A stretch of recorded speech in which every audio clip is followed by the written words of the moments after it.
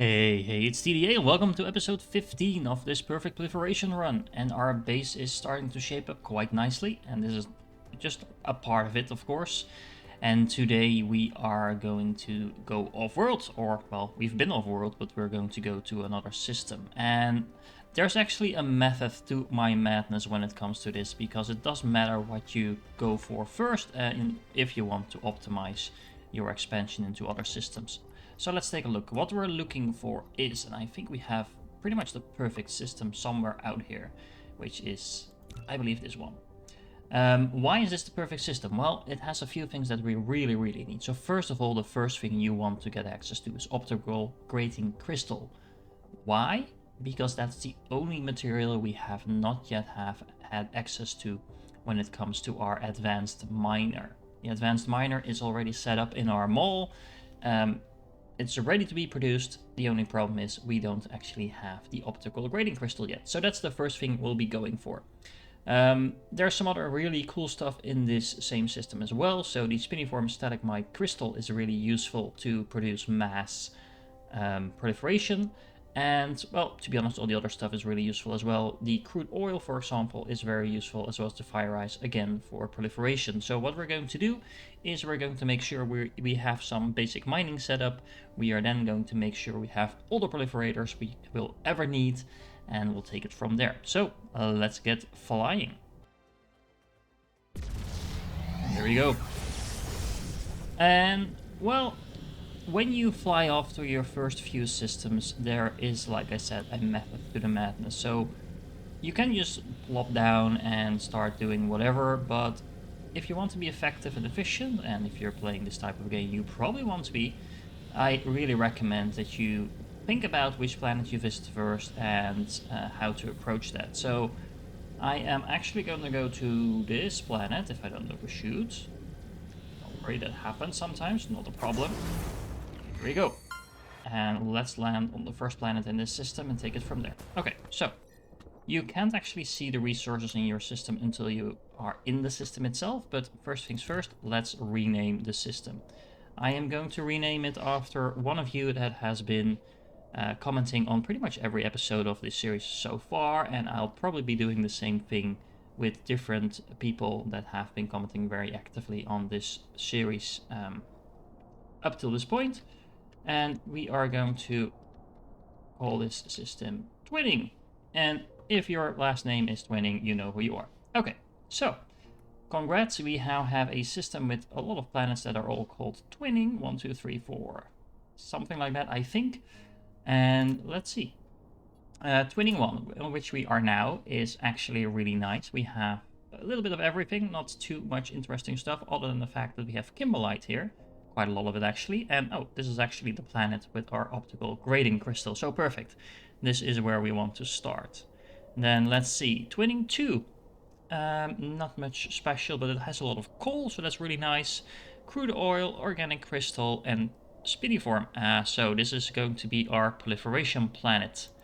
Now let's take a look at Twinning 3. A lot of base materials, some water, and here's our fire ice. Nice. Okay, so we have that ready to go as well. And then on this planet, nothing really special other than some more kimberlite. Okay, so let's get started on this planet. It's actually a pretty nice looking planet. It's a little dark here, so let's find a lighter spot. There we go.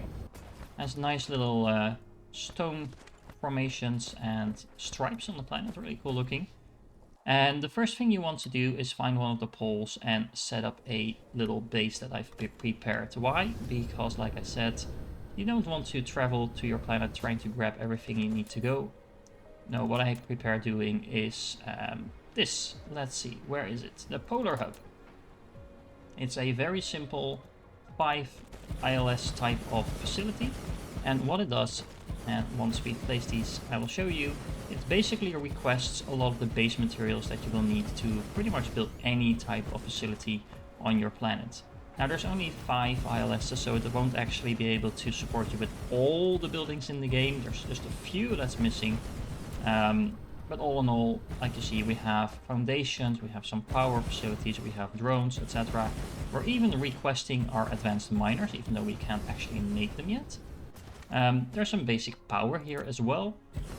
And basically all the other ILSs are also requesting other items in the game. So a lot of it is set to 0 by default, because you might not actually want to be producing, let's say, orbital collectors on this planet, or you might not want to request it, and they're really expensive to make, so it doesn't really make sense to have them waiting for you on 20 different planets in the universe. It's a really convenient way to have everything at easy hand. As you can see, the first vessels are already coming in, so now we have pretty much everything we need to set up a basic planet. Now, what you can actually also do, I have a second ring to go along with this to supply power. Now, as you can see, we'll have an issue with this patch of copper over here, so let's remove that. Let's make sure we don't make this very ugly. There we go. And this type of planet, as you can see, actually gives you a ton of soil pile is the word I was looking for. Where is the... There. We need a little bit more of these. So we have some additional power, and now we can place the ring, and it should fit just around the hub. Now there's little gaps in the hub, so if you zoom in a little bit, as you can see, there's a little gap here. That's where the ILS is supposed to go. And yeah, that plays down quite nicely.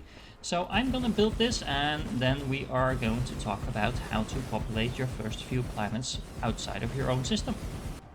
Okay, so now we've set up our little hub over here that has all the materials that we need. We also have some power, not a huge amount just yet, but we're going to fix that, because one of the annoying things about starting on a fresh planet is that you don't have power in most of the areas on your planet. So one way to fix that is using solar rings.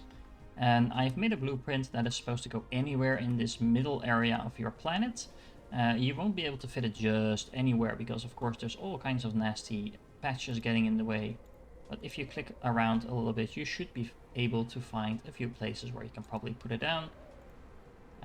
Let's see, maybe here, maybe there, no, maybe a little bit higher then, there we go. Maybe we can fit in another ring over here, so there you go. That will allow you to have a lot of power across your entire planet.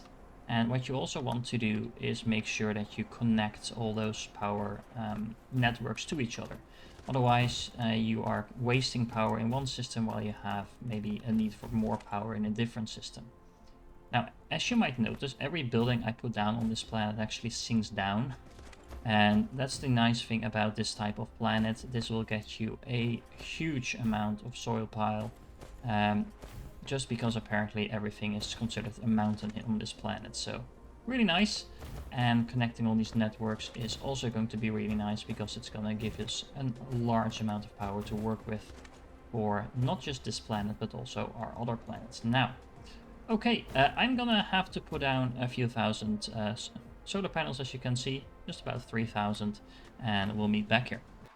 Okay, so we have our rings of power achieved, and we have a large amount of solar power now on our planet.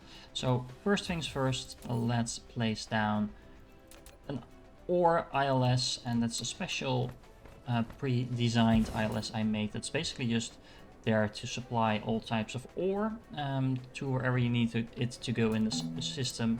You can actually use the alternative in this case, because we are going to be exporting a rare ore, and I made one that does pretty much that. So this is just a preset thing that has some warpers in there. Nothing special really, it just saves you setting it up every single time. Now, we have to do it the old-fashioned way for now, so we are just going to place down some miners. And first things first, we really want this optical grading crystal to go out there, because once it does, we will be getting access to some of our best buildings, and those are our advanced miners.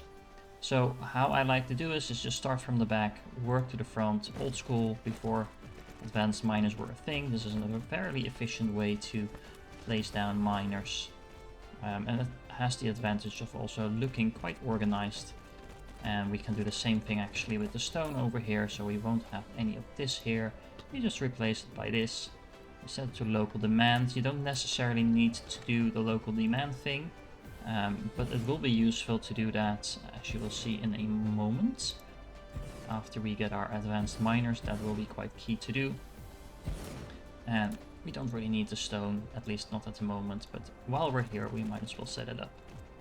Now, we of course also need to make sure this is powered, so actually I forgot to do that, so let's do that. Let's make sure our ILS is powered as well, might as well. Let's put some drones in there, vessels in there, and there we go, it's plugging away. Let's finish the stone as well. And then all we need to do is wait around for our advanced miners to arrive. Now, if you are using my earlier build for the advanced, mall of everything, you might want to double check if you actually have the advanced miner in there before you leave your planet. Why? Because in the original blueprint it wasn't in there because you hadn't researched it yet. The room was there, the ILSs were there, things like that. Or actually the ILSs weren't there, so it's the upgraded version I'm talking about. But if you place it too soon, basically the advanced miner won't be pre-programmed into that. Now, as you can see, the optical grading crystal is flying off, so let's wait around for a bit and see our first advanced miners arrive. And how awesome is this? We actually have the first advanced miners coming in. We have them in our inventory, they're all good to go. And the first thing that we want to find on this planet, hopefully we have some over here, is silicon. 1.6 million is actually all we have on this planet, but it's as good a place to start as any. So, advanced miners are really awesome because it's a lot faster to set up mining on a planet with the use of these. It can be a little bit annoying to get all the veins, but what if you are annoyed by that, and I usually am, all you need to do is hook up a normal miner and hook that up to your advanced miner. Make sure, of course, that everything is powered. And as you can see, this is now simply hoovering them up. Now, the advanced miner itself has a gathering speed that you can increase if you need to. It will drain your energy by a large amount. As you can see, it's now requesting 26 megawatts, while at normal speed it's only 3. So yeah, 3 times the speed for about 10 times the energy, so be careful what you do. I recommend just leaving it at normal speed. It's typically enough as soon as you have enough planets that you're mining.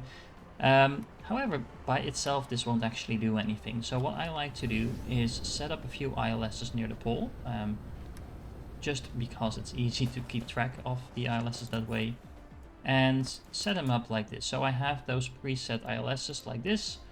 This is one for the ores, so in this case we also have the silicon ore in here. Make sure you have some vessels and some drones in it. Make sure you power it, and it's easy to power if it's next to the pole, so hence the pole. You're not reliant on those rings of power that you might not be able to build on all the planets, and as you can see, our army of drones is now flying off to get all the silicon that we are now producing. Now, similarly, you can do the same, for example, over here with the copper. It's very easy to set it up. Once again, we are missing out on a few veins here, so we can do it like that. If you want to save yourself some time, don't bother about those last few remaining veins. It's really not that important, but I just like draining the entire planet. Okay, so there we go, and you will now see that the drones should also start to pick up the copper. They might be a little too busy with the silicon for now. Oh, there you go. Now, the downside of the setup that we have going here now is that if you have too many of these advanced miners, your drones won't be able to keep up with all the different materials that you're producing. As you can see, the silicon was definitely in high demand because we had a very low amount left on our current system, so or our first system to be exact. So you might want to set up a few of these around the pole just to make sure that you can match the demands of drones and supply of the advanced miners. As always, don't forget to actually make sure that it has drones and vessels in it, otherwise it won't really do much. And there we go, now we have another 100 drones trying to keep up with all the supply. Now I'm gonna go around the planet and make sure we collect something from every single vein on this planet. I recommend that when you visit the planet, set it all up so you don't have to come back. Think about what else you want to do on the planet as well before you leave, and then basically just set it up in such a way that you'll never have to come back to the same planet again. But first things first, let's make sure we set up our mining. So now we have all our mining nodes tapped. As you can see, we have a lot of drones doing their job, making sure we are gathering everything to an ILS so we can supply to wherever it needs to go in the universe. And yeah, pretty good looking, but like I said, don't leave the planet before you're completely done with it, and we are not quite done with it just yet, because on this planet, other than the optical radiant crystal, which does have a rare recipe for Casimir crystals, which is quite useful, but a little too early. So we first of all want to be making those advanced mining machines. So for the moment, we're not going to use this specific recipe. Also because we also will need some graphene and a lot of hydrogen to go along with it. So for now, we're parking that. But we also have kimberlite on this planet. And kimberlite is not the most interesting in a lot of ways, but it does make diamonds very cheaply, and actually very efficiently as well. So what we might as well set up a little facility to smelt the kimberlite into diamond, because that's the only thing we can do with it. Now you could argue that you might not want to do that because 2 diamonds are harder to transport than 1 kimberlite, but we have a lot of power on this planet, as you can see. So we might as well put that to use by smelting the kimberlite here and then transporting the diamond to wherever we need it to go. Apparently it got dark in the meanwhile while I was talking, but let's make a nice little build for this. So what we're going to do is, first of all, we're going to see where the vault lines are so we don't get into issues with that. And then we're going to place one over here. Now, we are going to maximize the output on the ILS. So we want to make this build as large as possible so that we don't have to redo this more often than we need to. We have 3 outgoing belts, something like this. We are going to need to place a spray coater somewhere. Gonna leave a little extra room just to be safe. And then what we're going to do is we are going to place 18 smelters, because that is the maximum amount that we can fit on one side of a single belt. And that's 15 plus 3, and 15 is the maximum amount when you're dragging, so that's an easy way to make sure that you're counting correctly. Now this will also need an outgoing belt, which is actually going to go in this direction. And then we're going to have another outgoing belt like this. And then we're going to have another outgoing belt next to it. Why? Because the 18 smelters will actually be able to fill up an entire belt worth of diamonds. So that's a lot of diamonds. And we can do that times a lot. Let's make sure we do this correctly. So that's one more belt. And then we have this. And it should be enough ore on this belt to supply the 18 smelters. Because it's a recipe that goes, if you look at the recipe, and the recipe is at 1.5 times speed. So we have 36 smelters on this single belt, and actually we will be able to fit more smelters on the belt, more than 36 on a single belt of output, but then we would have to do something with stackers in the middle of the belt, and well, to be honest, this is already going to be so much overkill. We don't need that many on top of that to make use of the additional inputs. Pretty sure this is going to be more diamonds than we're going to need for a very long time. There we go. And then on the other side, let's have an outgoing belt as well. Actually, we can have this belt going the other direction already. Let's do the same over here, actually. Like this. Now, then we do have some more belts over here. And we want to combine those belts into a single belt And we are going to want to do that for a very simple reason. And that's because we want to leave some spaces in the incoming belts over there so we can actually fit everything. So what we want to do is we are going to place some stackers. I always forget where they are. There they are. Now remember, the direction of your stacker matters. So let's place them like this. You can put them closer together, but it's not a big deal.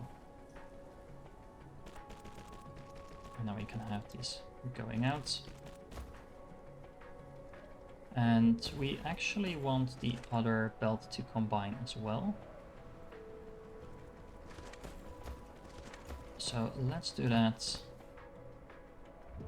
somewhere over here. Which actually means we need this belt to... No, we can do it like this.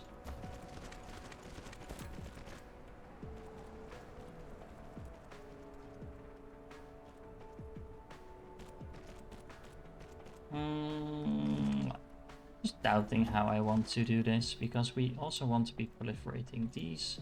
So ideally I want to proliferate everything on this line. So that does mean I am just going to move this out one little step.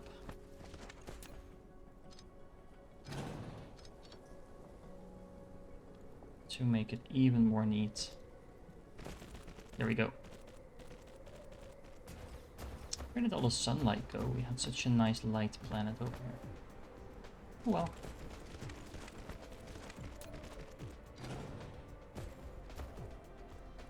Okay, proliferation. Some more proliferation, some more proliferation. And then we're going to fit a stacker in here.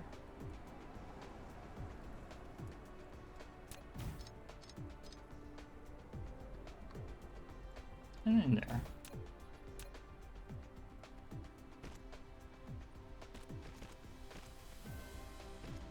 And in there. There we go. And let's turn off the blinking there. So what this does is we are going to have one full belt of diamonds over here and another full belt of diamonds over here. That's going to combine into a 2-stack full belt of diamonds over here. So that's 60 diamonds on this belt. Then another 30 diamonds are going to come in over here.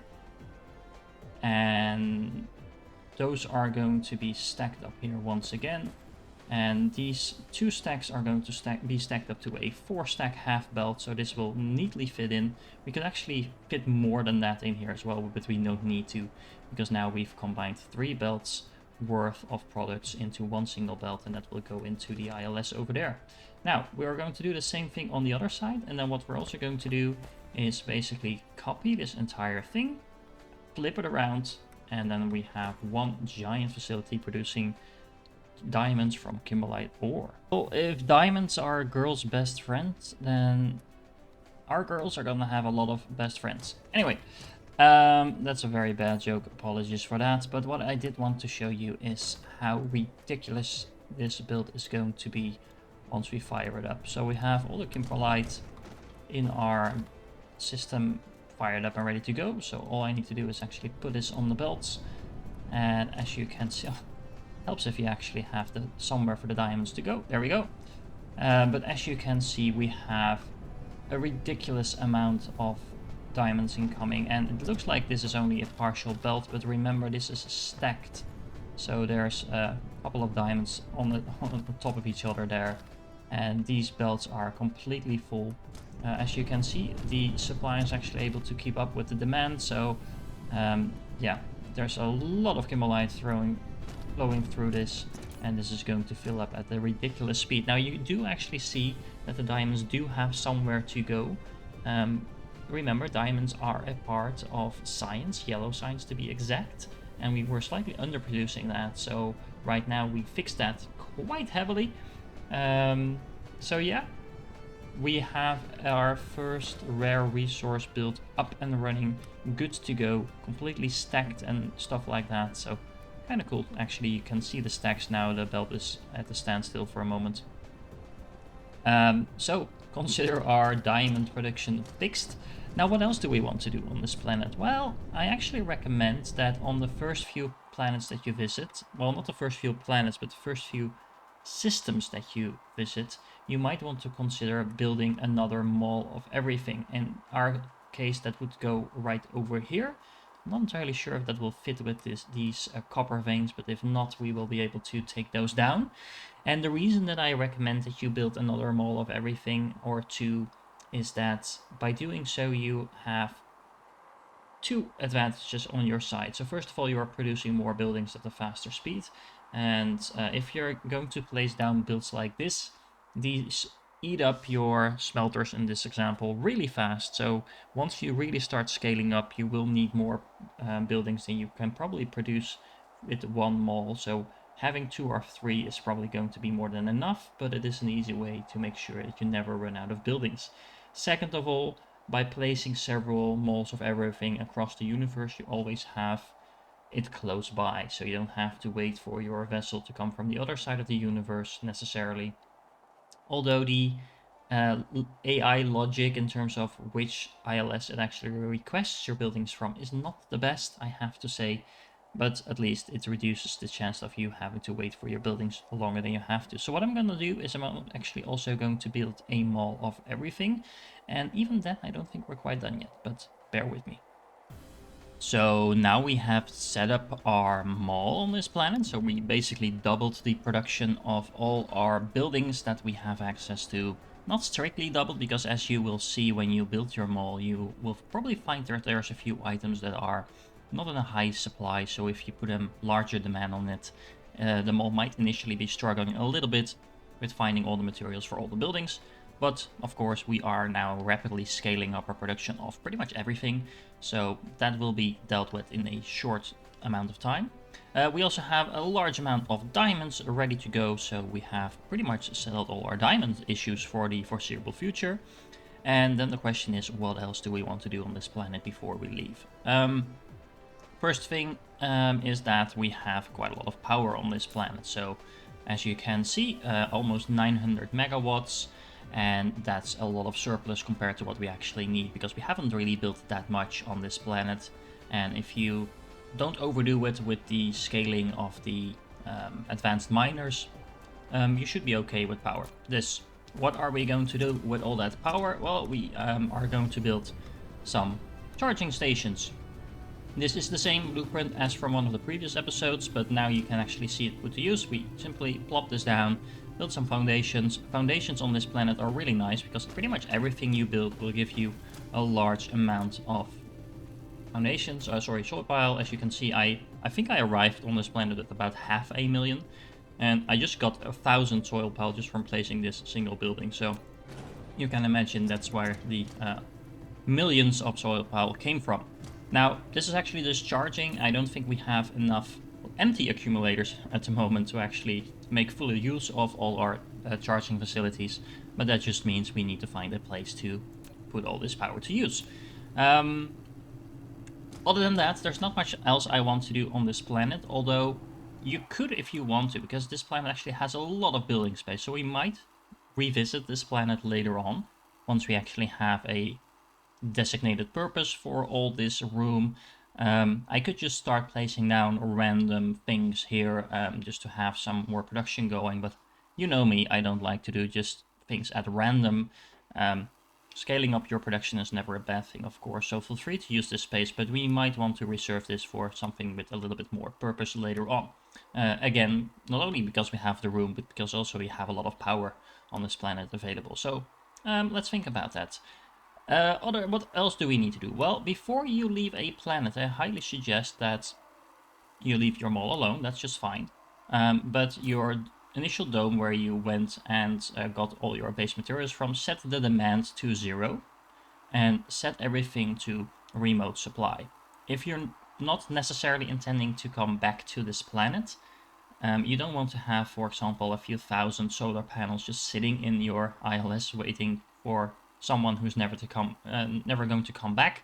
So make sure you set it to supply, so if you demand it somewhere else in your entire universe, it can also just pick it up from here. Same goes, of course, for the other 5 ILSs.